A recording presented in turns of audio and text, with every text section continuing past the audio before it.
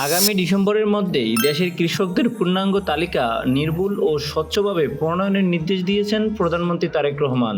আজ মঙ্গলবার সচিবালয়ে প্রধানমন্ত্রীর কার্যালয়ে কৃষিকাজ সংক্রান্ত এক সভায় তিনি এই নির্দেশনা দেন। প্রধানমন্ত্রী বলেন, কৃষকের অধিকার নিশ্চিত করতে যথাযথ যাচাই বাছাইয়ের মাধ্যমে এই কার্যক্রম বাস্তবায়ন করতে হবে। সভায় জানানো হয়, ছবি ও কিউআর কোডযুক্ত এই কার্ডে থাকবে কৃষকের পরিচয়ের পাশাপাশি উৎপাদন, সরকারি সহায়তা ও কৃষি বাজার সংক্রান্ত তথ্য।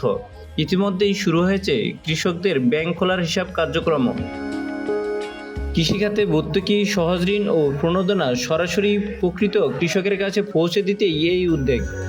চলিত অর্থবছরে সুবিধা পাবে ৩০ লাখ কৃষক, আর ৩ বছরের মধ্যে এর আওতায় আসবে প্রায় ২ কোটি কৃষক। সভায় উপস্থিত ছিলেন কৃষিমন্ত্রী আমিরুর রশিদ, মৎস্য ও প্রাণী সম্পদ প্রতিমন্ত্রী সুলতান সালাউদ্দিন টুকু, স্থানীয় সরকার প্রতিমন্ত্রী মীর শাহ আলম সহ সংশ্লিষ্ট মন্ত্রণালয়ের ঊর্ধ্বতন কর্মকর্তারা।